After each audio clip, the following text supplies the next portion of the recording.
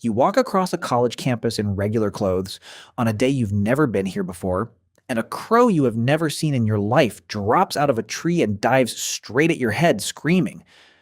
In 2006, a researcher in Seattle wore a mask to trap 7 crows for a study. He took the mask off. He never put it back on. But years later, that same researcher walked the same paths in plain clothes, and crows who had never personally seen his face, crows that weren't even born yet when he trapped their parents, attacked him on sight. They had only ever seen a mask on a stranger years before they hatched, and somehow they knew exactly who he was. That is not a story. That is a documented, repeated, peer-reviewed result. And it raises a question most people have never sat with. How does a brain the size of a walnut do something most humans can't do at all? To answer it, we need to take crows apart, piece by piece, starting with the part of them that shouldn't exist. Crow brains weigh about 14 grams, roughly the size of a walnut, just like everyone says. For decades, that size was assumed to mean something simple. Small brain, small mind. Reflexes, nothing more. That assumption was wrong. In 2005, biologist John Marsluff at the University of Washington put that walnut-sized brain under a scanner. His team trapped wild crows while wearing a specific mask. A separate group wearing a neutral mask simply walked nearby and did nothing. Then researchers scanned the crows' brains while showing them both faces. The threatening mask lit up regions analogous to the human amygdala, the exact structure responsible for fear, threat detection, and emotional memory in your own brain. Crows do not have a mammalian amygdala. They evolved a different structure built from completely different genetic material, separated from us by 300 million years of divergent evolution, and it does the same job anyway. That is not a coincidence. That is convergent evolution. 2 separate branches of life with no shared blueprint, independently arriving at the same solution. A dedicated system for recognizing and remembering a dangerous face. The crow brain treats a threatening human exactly the way yours does. Now the part that should be impossible. The crows attacking Marsluff years later had never personally encountered him. Some weren't even hatched yet when the original trapping happened. They were taught. When an adult crow recognizes a threat and reacts with alarm calls, nearby crows learn the threat by watching. Not by experiencing it, by observation alone. Parent crows pass the recognition to their offspring. Crows that witness a mobbing event carry the information forward to crows who weren't there. Crows don't just remember you, they tell each other about you. A 2020 follow-up study published in the Royal Society Open Science Journal tested the original Seattle population again. Researchers walked the same routes wearing the same mask. 17 years after the first trapping, crows still recognized it, still attacked it. 17 years is long enough for the original researcher to retire. Long enough for an entirely new generation of crows, none of whom existed during the original event, to fear a face they were never personally threatened by. The mask had become local folklore, encoded not in writing, not in any external record, but directly into a wild bird population, passed beak to beak like a story around a fire that never goes out. So how does the recognition actually work? Because remembering a face sounds simple until you ask what a face even is to a creature with no concept of names, identity, or social status. Crows aren't reading your personality. They're doing something closer to pure pattern matching, locked onto stable visual features. The shape and spacing of your eyes, the proportions of your face. Distinctive details like glasses, beards, or hats, especially if those details were present during a negative encounter.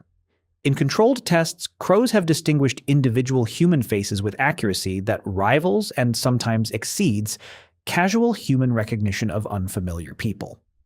A 2012 study found crows could tell apart similar-looking faces even when partially obscured.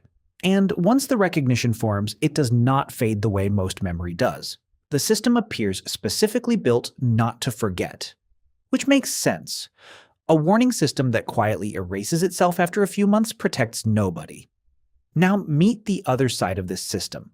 Because in Seattle, less than a mile from where Marsluff ran his original trapping study, a very different relationship with crows was forming in someone's backyard. In 2013, an 8-year-old girl named Gabby Mann started feeding crows that visited her family's yard. She was careful, consistent, and patient. Same time, same spot, small offerings of peanuts.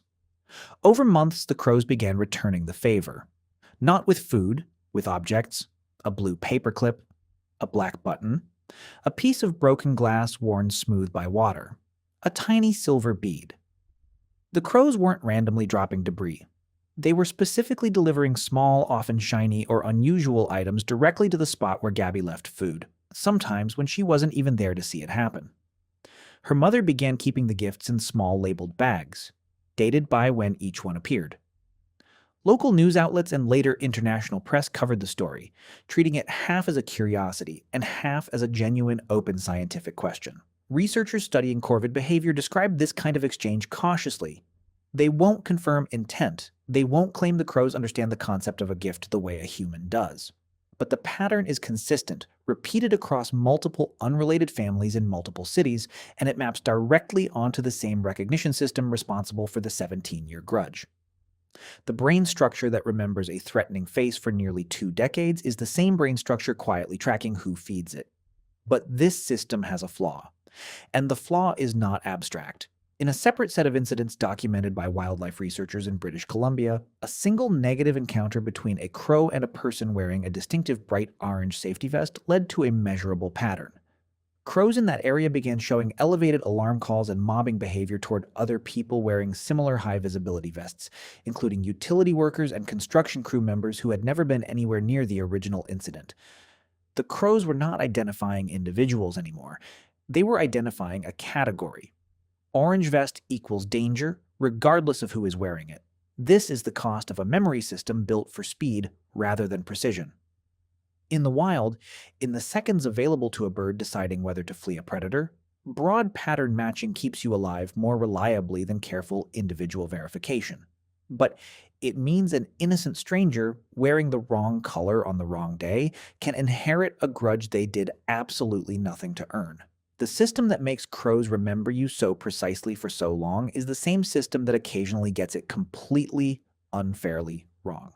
So what's actually happening mechanically when a crow remembers your face for a decade?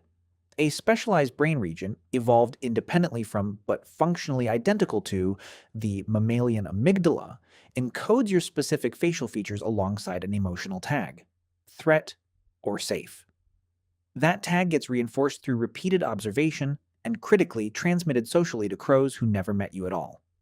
The result is a memory structure that doesn't live inside one bird's brain.